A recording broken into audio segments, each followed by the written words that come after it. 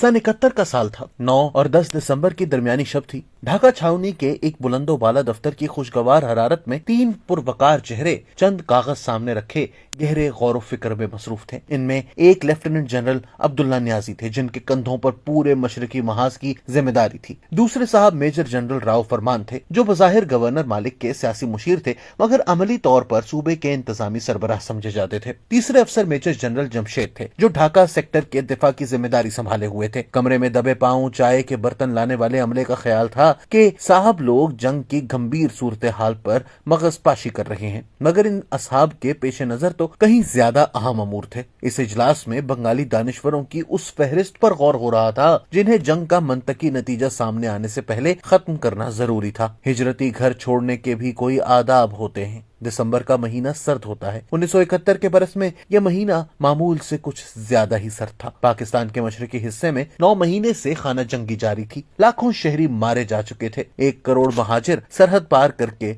भारत जा बैठे थे। औरतों, बच्चों, किसानों और ताजिरों में से जिसके पास लुटाने को जो था लुट चुका था। गांव जल चुके थे। शहर और कस्बे मलबे का ढेर बन चुके थे।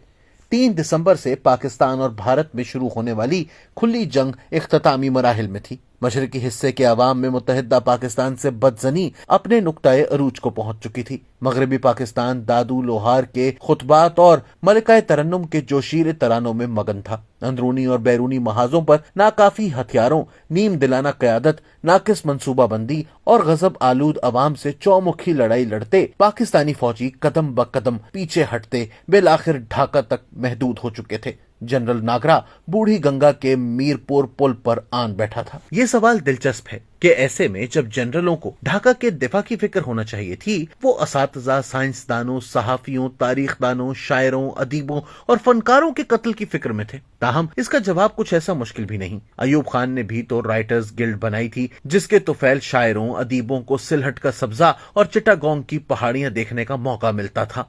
ज़ियाउल हक भी तो दानिश्वरों को सेम और थोर करार देकर इन पर पानी, हवा और चांदनी हराम करने की वईद सुनाया करते थे। भुट्टो साहब सिविल मार्शल और एडमिनिस्ट्रेटर बने तो इन्होंने रोजनामा डॉन के मुदीर को 4 चश्मे का खिताब दिया था। फौज जब किसी मुल्क पर कब्जा करती है तो इसका मकसद अवाम के इम्कान को बेदार करके तरक्की की राहें खोलना नहीं होता। हर फौजी हुक्मरान का ख्वाब एक ऐसी चरागाह है जहां अवाम के नाम पर बहुत सी भेड़ बकरियां इसके दिमागे आली पर उतरने वाली हर फुलझड़ी को हुक्म खुदाबंदी समझें। दानिश्वर वो आवाज़ इनकार है जो आमिर का ख्वाब किरकिरा कर देता है। आमिर बड़ी अर्करेजी से और अपने चुनीदा हवारियों की शबाना रोज मेहनत से एक आईन घड़ता है। इधर कोई बेनंगो नाम हबीब जालिब पुकार उठता है, ऐसे दस्तूर को मैं नहीं मानता।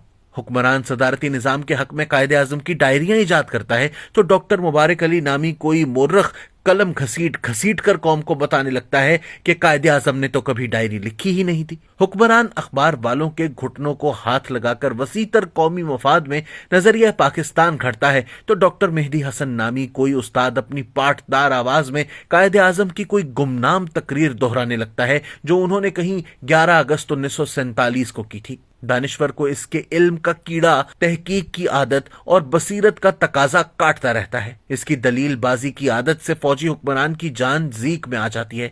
हर अहद में अल्ताफ गौहर, इब्न हसन, नवाबजादा शेर अली खां, राजा जफरुल हक, जाम सादिक और शेर अफगन जैसे मुहिब्बे वतन जाबिर सुल्तान को ये हक सुनाते रहते हैं कि अगर मुट्ठी भर दानिश्वरों का टेटवा दबा दिया जाए, सहाफियों को गर्मी में मियाँ वाली और सर्दी में मुजफ्फराबाद की सैर कराई जाए, शायरों की शराब बंदी कर दी जाए, यूनिवर्सिटियों को हवलदारों के हवाले कर दिया जाए तो अवाम बेहतर तौर पर बरकाते हुकूमत खुद आरा से आगाह हो सकते हैं। मीर मोहम्मद खान जैसे शहर यारों का नुस्खा ये होता है कि हालात दुरुस्त करने की बजाय हालात की खराबी की निशानदही करने वालों के मुंह बंद करवा दिए जाएं। इन खैर अंदेशों की तकरीरें पुरतासीर में ऐसी लज्जत होती है कि रफ्ता रफ्ता खुद हुक्मरान को भी यकीन होने लगता है कि दानिश्वर मुल्क दुश्मन, बदअंदेश, नीज खूनी पेचिश में मुब्तला किसी ग्रोह का नाम है जिसकी बेखुनी ही में कौम की फलाह है। मुत्तहिदा पाकिस्तान में उर्दू, इस्लाम और भारत दुश्मनी की 3 पहियों वाली साइकिल चलाने वाले हमेशा यही कहते और समझते रहे कि मशरकी पाकिस्तान की बेगानगी का असल सबब मुआशी नाहमवारी और सियासी इस्तेहसाल नहीं बल्कि वहां का दानिश्वर तबका बिलखुसूस हिंदू असातिज़ा हैं जो अवाम में उल्टी सीधी बातें फैलाते हैं। حقیقت بھی یہی ہے کہ بنگالی عوام کے سیاسی شعور کی بیداری میں وہاں کے روشن خیال اور جمہوریت پسند دانشوروں نے بنیادی کردار ادا کیا تھا، اور یہ امر راؤ فرمان جیسے فوجی افسروں سے مخفی نہیں تھا جو قریب ایک عشرے سے مشرقی پاکستان کے جملہ امور چلا رہے تھے۔ ربع صدی کی سیاسی کشمکش کے بعد جب مشرقی پاکستان کی علیحدگی نوشتہ دیوار نظر آنے لگی تو مغربی پاکستان سے تعلق رکھنے والے فوجی افسران نے خالص جاگیردارانہ انداز میں دشمنی کو آخری دم تک نبھانے کا فیصلہ کیا۔ منتخب یونیورسٹی اساتذہ کے قتل کا سلسلہ تو 1969 ہی سے شروع ہو چکا تھا، جب راجشاہی یونیورسٹی میں کیمسٹری کے استاد شمس الضحیٰ کو دن دہاڑے قتل کیا گیا تھا۔ 25 مارچ 1971 کی قیامت خیز رات کے مقتولوں میں ڈھاکہ یونیورسٹی کے متعدد اساتذہ بھی شامل تھے۔ عوامی لیگ کی منتخب قیادت کے بھارت جانے کے بعد منعقد ہونے والے ضمنی انتخابات میں جماعت اسلامی فوجی قیادت کے بہت قریب آ گئی۔ یوں بھی جماعت اسلامی کے لیے عوامی لیگ کی غیر مذہبی سیاست بدیہی طور پر ناقابل برداشت تھی۔ مکتی باہنی کا مقابلہ کرنے کے لیے فوجی انتظامیہ نے جماعت اسلامی کو اپنا مسلح بازو تشکیل دینے کی ترغیب دی۔ ابتدائی طور پر تو اسے البدر ہی کا نام دیا گیا۔ 30 برس بعد کشمیر جہاد میں بھی جماعت اسلامی نے اپنی پروردہ جہادی تنظیم کے لیے البدر ہی کا نام چنا۔ تاہم صدیق سالک لکھتے ہیں کہ بعد ازاں اسی تنظیم کو الشمس بھی کہا جانے لگا تھا تاکہ مشرقی پاکستان میں عوامی لیگ کی وسیع مخالفت کا تاثر پیدا کیا جا سکے۔ جماعت اسلامی کے رضاکار مکتی باہنی جیسی مسلح تنظیم کا کیا مقابلہ کرتے جس کے ارکان بھارت سے باقاعدہ فوجی تربیت پا چکے تھے۔ البتہ البدر اور الشمس کے ارکان کو غیر مسلح مگر روشن خیال دانشوروں پر دل کے ارمان نکالنے کا اچھا موقع ہاتھ آیا۔ البدر کے رہنماؤں میں مولوی غلام اعظم، مولوی عبد المنان اور طالب علم اشرف الزماں کے نام نمایاں ہیں۔ البدر کو فوجی تربیت کے لیے باقاعدہ سرکاری تعلیمی ادارے مہیا کیے گئے۔ سیکولر دانشوروں کو جسمانی طور پر ختم کرنے کے اس سلسلے کا ہولناک ترین واقعہ پاکستانی فوج کے ہتھیار ڈالنے سے صرف 2 روز قبل 14 دسمبر کو پیش آیا۔ واقعات کے مطابق البدر کے ارکان نے ایک باقاعدہ فہرست کے مطابق آدھی رات کو ڈھاکہ کے 2 درجن سے زیادہ چیدہ دانشوروں کو اغوا کیا۔ ان میں سے بیشتر اساتذہ یا تو اپنے شعبوں کے سربراہ تھے یا علمی اور ادبی حلقوں میں نہایت نمایاں مقام رکھتے تھے۔ انہیں مختلف مقامات پر رکھ کر شدید تشدد کا نشانہ بنایا اور پھر ریئر بازار اور میرپور نامی 2 مقامات پر انہیں بہیمانہ طریقے سے موت کے گھاٹ اتار دیا گیا۔ 17 دسمبر کو ان کی مسخ شدہ لاشیں کچے بند کے قریب پایاب پانی سے برآمد ہوئیں۔ ان میں سے ہر ایک کے ہاتھ پشت پر بندھے تھے اور سر میں گولی کا نشان تھا۔ ممتاز ماہر امراض چشم ڈاکٹر فضل ربی کی آنکھیں نکالی جا چکی تھیں۔ اس موقع پر جب جنگ کا حتمی نتیجہ سامنے آ چکا تھا، متحدہ پاکستان کی حمایت یا مخالفت بے معنی ہو چکی تھی۔ اس مرحلے پر کسی سیاسی مخالفت کو قتل کرنے سے کوئی سیاسی یا جنگی فائدہ حاصل نہیں ہو سکتا تھا۔ حمود الرحمان کمیشن کے سامنے لیفٹیننٹ جنرل عبداللہ نیازی، میجر جنرل راؤ فرمان اور میجر جنرل جمشید تینوں نے اس نوعیت کی فہرست سازی کا اقرار ضرور کیا مگر فوج کے اس کارروائی میں ملوث ہونے سے انکار کیا۔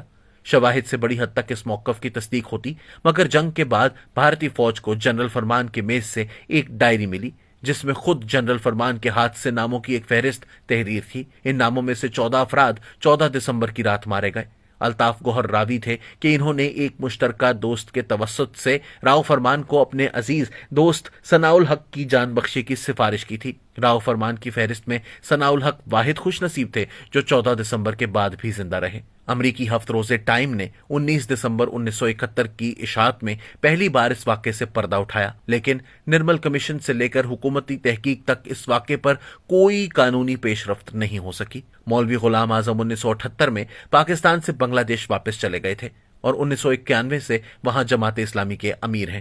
مولوی عبد المنان دانش کے اس قتل میں ذاتی طور پر شریک تھے۔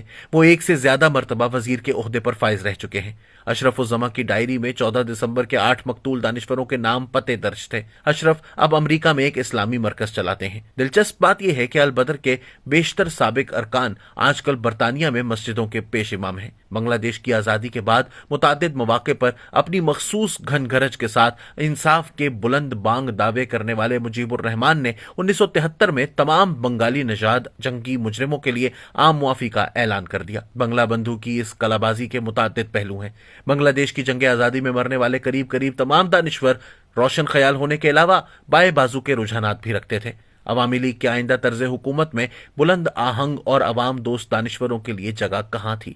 دوسرے بھارت کو یہ کب پسند تھا کہ بنگلہ دیش کے حریت پسندوں سے نکسل باڑی تحریک تقویت پائے؟ اور تیسرے یہ کہ امریکی حکام کو پیکنگ نواز دانشور کیسے ہضم ہوتے؟ سو یہ خون خاک نشینہ تھا، رزق خاک ہوا۔